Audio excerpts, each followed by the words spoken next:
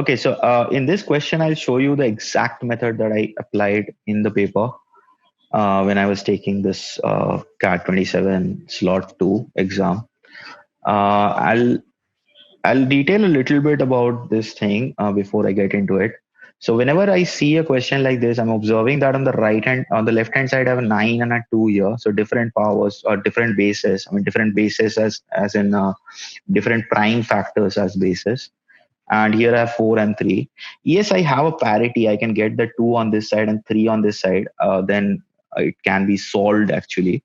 But I don't do that. In actual paper, I would never do that because most of the cases, the options will be, satisfactory or I mean, easy to work with.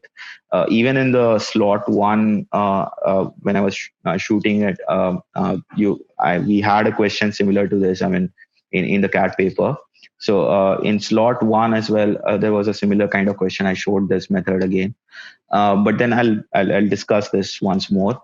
The main idea that I use in these kind of questions is the rationality of both the sides. So it's very tough to get these two equal if the values are irrational in nature.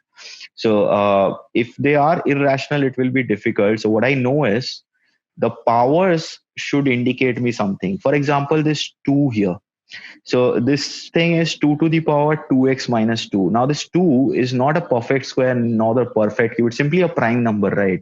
The prime number part is not very relevant, but the perfect square and perfect cube things in this cases are more relevant. What I mean by that is even if I had 6 to the power 2x minus 2, 6 is not a prime number, but the main focus would have been the same thing as here because 6 is also not a perfect square nor a perfect cube. So the main focus is this. Whenever I have this, so non-perfect square and non-perfect cube, you can test the same thing with 3 as well. Uh, Try to make the power integer because if the power is not integer you will if I have something like this or something like these are irrational numbers, so root 2 cube root of 2, and this is what I talked about initially. So if I have irrational numbers, it will be difficult to get this equality on both the sides. Mostly it won't, because I hope you know that nothing multiplied to root 2 and nothing multiplied to root 3 will actually make them equal. I mean, nothing by nothing, I mean rational numbers and all. So you cannot have those kind of cases typically in these kind of problems, and especially when there are differences and sums and all. So what I'll try to do is get this thing as integer. So if I need to get this as integer, just test the options first of all. You'll always have options in these cases. CAT will never give you these problems without options. So if you put in 3 by 2, I hope you can see that yes, we are getting an integer. So that is working fine.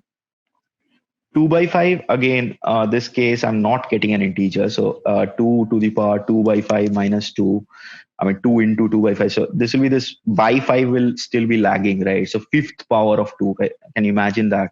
So and not even cube root or square root, I mean it's a fifth power of fifth root of 2, that is.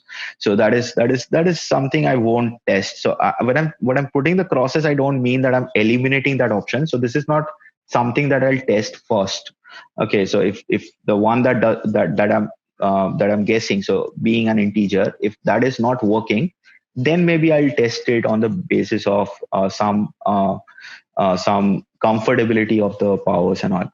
Now again, 3 by 4 for example, if I put in 3 by 4 here, I'll still have a by 2 hanging, isn't it? So I'll get something like this, and that will be a 2 to the power minus half or something. So that again will give us a root 2, right?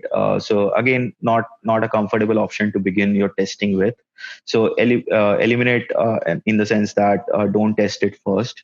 4 by 9 will have the same problem, right? So these three options are not working very nicely to our favor. So let's pick this.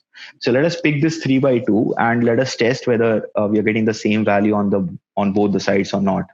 So if I plug in this value, so I get something like this on the left hand side, 9 to the power 3 by 2 minus half, and minus 2 to the power 3 by 2 into 2 is 3 minus 2.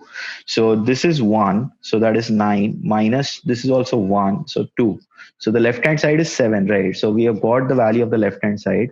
I hope now you can see this an integer number, right?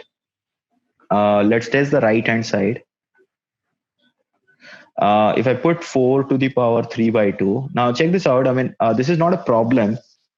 These kind of analysis would be important for multiple options, but in this case, this is not a problem because 4 is actually a perfect square, right? This is what I was talking about. In case you have a perfect square and the power is something half, so in that case, you'll still have an integer value, right? So nothing to worry about in this case.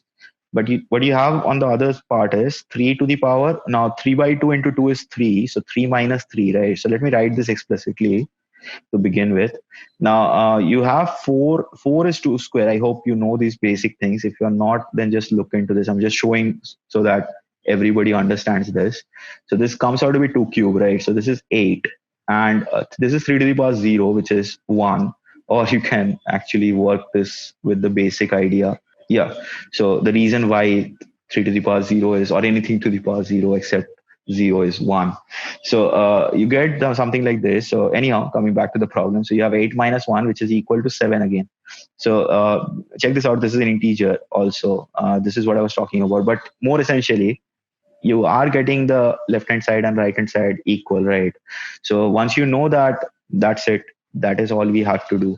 And we had used x equal to 3 by 2. So that is the answer here. So I hope you understood the idea behind it, because once you understand this becomes a very simple problem. You don't even have to solve anything. You can just use the options properly and then figure it out.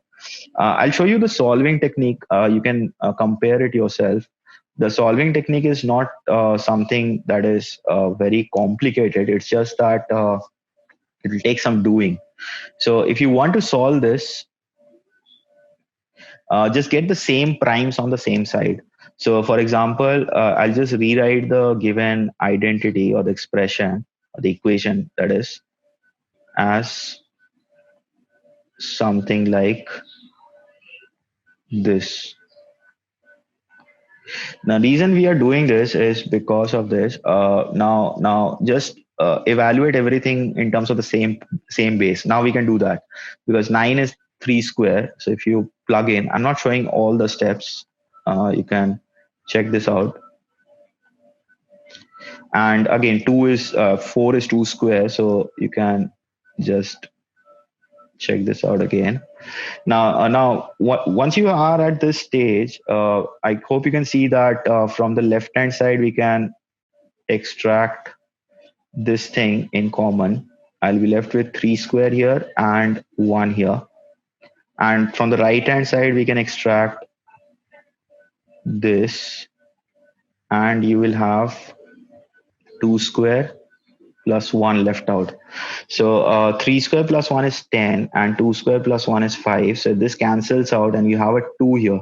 So then if you just divide it on the right hand side, so you'll get something like this, which is essentially meaning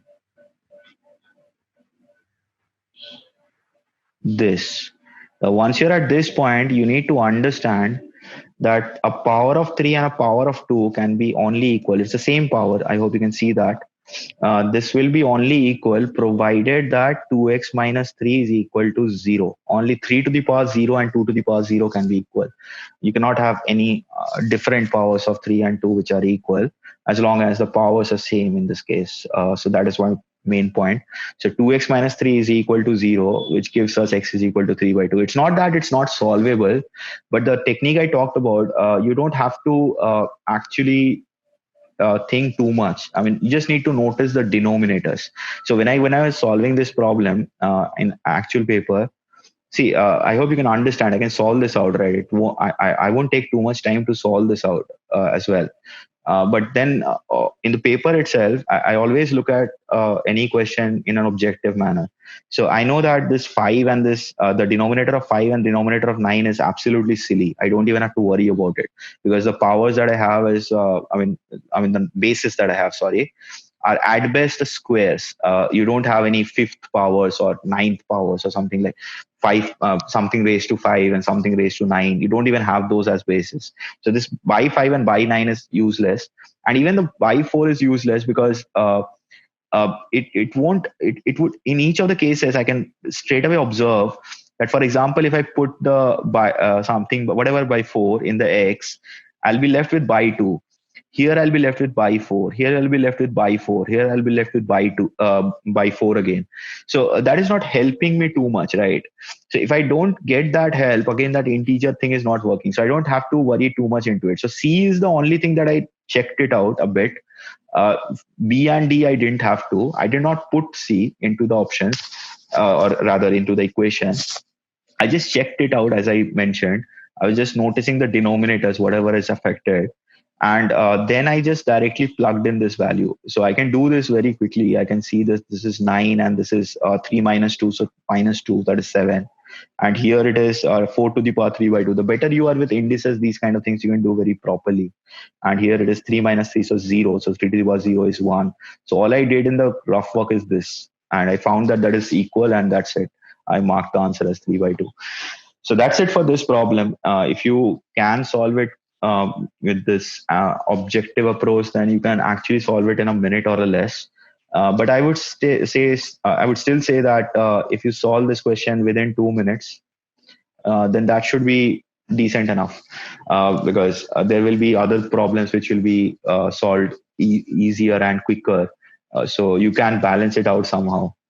So even if you solve it in 2 minutes or even 2.5 minutes, maybe not in the first round, in the second round of scanning, if you solve this question in 2 minutes or 2 minutes and a half, it's still acceptable. So you can do a question or solve a question like this in something like 2 minutes. So that is precisely why I wanted to share this approach as well, if you are unable to get this.